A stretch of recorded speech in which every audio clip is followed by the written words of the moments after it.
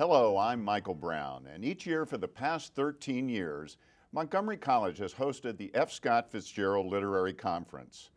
The conference is a celebration of writing in all its forms and includes workshops, readings, and discussions with noted authors. A highlight of each conference is the presentation of the F. Scott Fitzgerald Literary Award. Past winners include John Updike, E.L. Doctorow, Norman Mailer, Pat Conroy, and many other well-known authors. This year's awardee is Elmore Leonard. Mr. Leonard follows in the same tradition of excellence of those who came before him and is a very fitting addition to this illustrious list of honorees. Mr. Leonard is an extremely prolific author, having written such novels as Ombre, Mr. Majestic, Freaky Deaky, Get Shorty, Rum Punch, Up in Honey's Room, and many more. And in addition, many of his novels and stories have been developed into movies and television shows, including most of the novels I just mentioned. But before the 2008 F. Scott Fitzgerald Literary Award was presented to Mr. Leonard, the conference was treated to the keynote address delivered by noted author Susan Cheever. Cheever is the author of such works as American Bloomsbury and My Name is Bill. She's the daughter of noted American author John Cheever. It's great to be here. This seems like a wonderful audience. I am fascinated by what makes great writing and under what circumstances it happens and when it happens and to whom it happens. This is one of the things that I think about a lot, and I think that most writers think about a lot. You know, when you write a good book, you say to yourself, was that my best book? Should I stop now? It's a constant thing. So I want to first kind of talk a little bit about what great writing is and what the moment is when we say to ourselves, oh my God, this person is an amazing writer. And I suggest to you that that moment, both as a reader and a writer, is a lot like what happens when you hear a joke. And as a writer, it's a lot like what happens when you tell a joke. When you tell a joke, your timing has to be perfect, your words have to be perfect, and your entire focus has to be on your audience. These are also the rules of good writing. And I didn't think this up myself. Arthur Koestler wrote a brilliant book called The Act of Creation, in which he compares great writing to the telling of jokes. And what happens in a good joke, and also in a good book, and certainly in a good essay, is these two opposites, surprise and recognition, come together in the most amazing way. And you say to yourself, ah, I get it. So I'm going to tell a couple jokes just to illustrate what I'm talking about. The one I wasn't going to tell, I'm going to tell anyway. They're short jokes.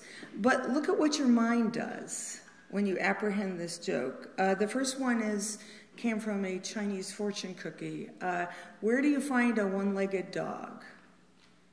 Right where you left him. See that little thing that happened in your head? So that's what a writer wants a reader to experience. Here's another one, which is a little more serious. Two penguins are standing on an ice floe, and the Arctic currents are carrying them along, and one penguin says to the other, it looks like you're wearing a tuxedo. And the second penguin says, what makes you think I'm not? So you see, that's really, we're getting into this area of perception and self-consciousness, which are kind of the more serious ways of talking about great writing and saying the same thing. The third joke, which is my favorite, and I've been advised not to tell it to you, so I'm going to tell it to you anyway, because it's such a perfect, really everything I'm going to say this afternoon is in this joke. It's about two muffins.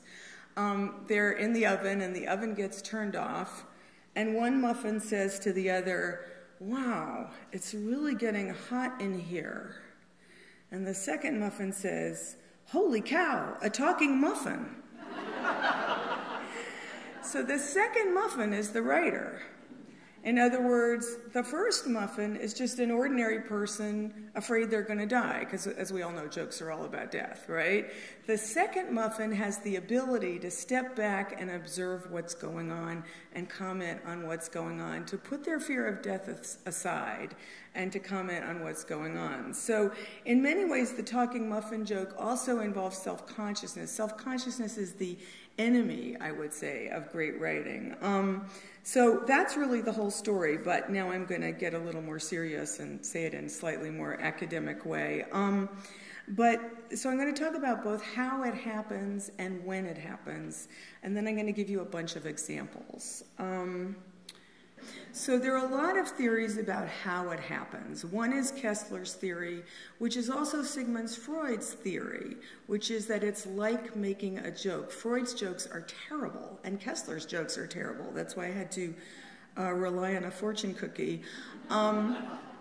But that's, you know, it's this moment when you go, and it certainly happens at the end of Great Gatsby, when you realize that Thomas murdered Gatsby because he thinks that Gatsby killed Myrtle, and you realize that he didn't, of course. And you go, oh my God, it's that moment, which, you know, happens in great literature and happens in fortune cookie jokes.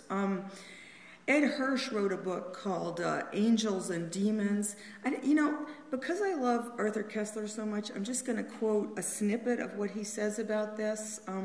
It won't be long, but it's just so good, and you'll see why I told you a joke instead of relying on this, but he just really has it right. And he's talking about the act of creation, obviously.